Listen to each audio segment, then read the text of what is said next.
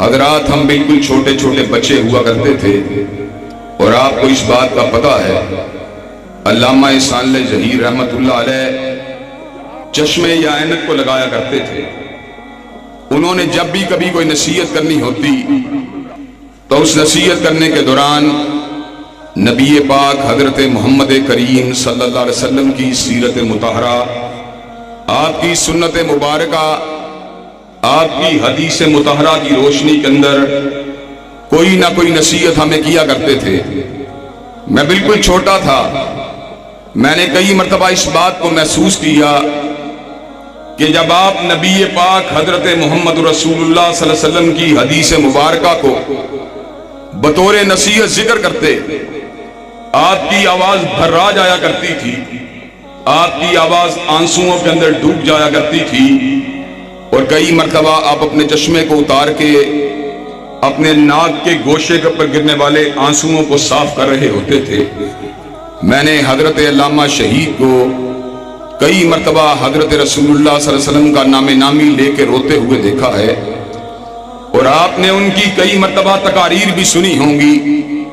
کہ جب وہ کملی والے آقا کا نام نامی لیتے تھے تو اس وقت ان کے لبوں کے اوپر، ان کی ہدابت کے اوپر ایک رقت کی کیفیت طاری ہو جاتی تھی۔ جنا حال کی وہ تقریر جس میں آپ نے پیغمبر زمان کی سیرت مطہرہ کا ذکر کیا اور اس پہ رائے میں کیا، وہ تو وہ تھا، وہ تو وہ تھا، وہ تو وہ تھا جب اپنے چہرے کو اٹھاتا تھا تو جبریل نیچے آ جاتا تھا، وہ تو وہ تھا کہ جب چہرہ اٹھاتا تھا تو تقدیر اور قبلہ بدل جاتا تھا، اور وہ تو وہ تھا جب اپنے چہرے کا رخ بدلتا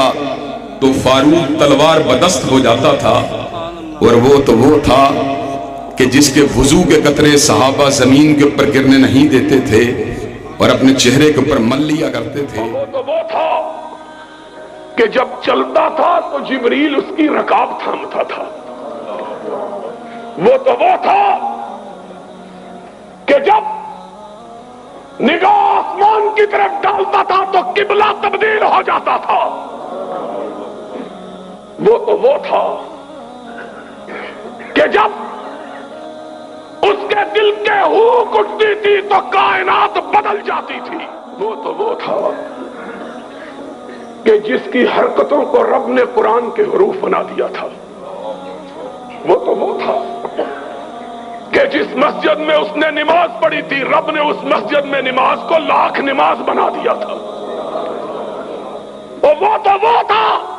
کہ جس قبرستان میں اس نے دعا مانگی تھی رب نے اسے جنت قرار دے دیا تھا۔ اور وہ تو وہ تھا کہ جس جگہ وہ خود لیٹا تھا وہ روضۃ من ریاض الجنہ بن گیا تھا۔ وہ تو وہ تھا کہ جب آنکھ اٹھاتا تھا جبریل آ جاتا تھا، جب نگاہ بدلتا تھا میکائیل آ جاتا تھا، جب پیشانی پہ پل پڑتے تھے فاروق تلوار بدست ہو جاتا تھا۔ وہ تو وہ تھا کہ جب اس کی پیشانی پہ شکن پڑ جاتی تھی کائنات کی شکن چشمالود ہو جاتی تھی۔ وہ تو وہ تھا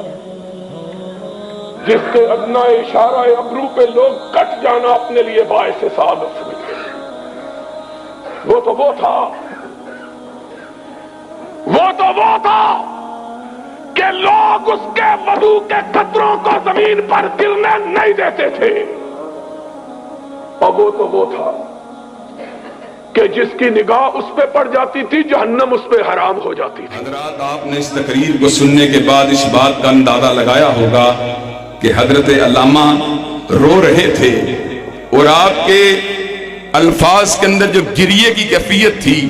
وہ حب رسول کی آئینہ دار تھی۔ حضرات گرامی قدر، اور آپ کو میں یہ بات بھی بتلا دینا چاہتا ہوں، حضرت علامہ پوری کی پوری زندگی حضرت رسول اللہ صلی اللہ علیہ وسلم کی غلامی کے نشے کے اندر دھت رہے، غلامی کے نشے میں سرشار رہے، اور میں نے حضرت علامہ کی اس ادا کو شاعر کے ان الفاظ میں قلم بند کیا تھا ان کی غلامی کا، یعنی حضرت رسول اللہ کی غلامی کا، تھا ان کی غلامی کا بابا کو نشہ ایسا تھا، ان کی غلامی کا بابا کو نشہ ایسا کہ زیست کے سب لمحے اسی میں رہے مخمور۔ حضرات گرامی قدر، حضرت رسول اللہ صلی اللہ علیہ وسلم کی محبت میں اور آپ کی ختم نبوت کی عقیدت میں حضرت علامہ نے 4 کتابوں کو لکھا۔ القادیانیہ کو لکھا مرزائیت کے رد میں، مرزائیت اور اسلام کو اردو میں لکھا قادیانیوں مرزائیوں کے رد میں، البہائیہ کو لکھا حسین علی مازندانی یعنی بہاءاللہ کے رد میں، اور البابیہ کو لکھا علی محمد باب کے رد میں۔ حضرت علامہ نے اپنی قوم کو اس بات کا پیغام دیا، کٹنا گوارا ہے، مرنا گوارا ہے، لیکن حضرت رسول اللہ کی ذات اقدس سے بے وفائی کرنا گوارا نہیں۔ حضرت علامہ نے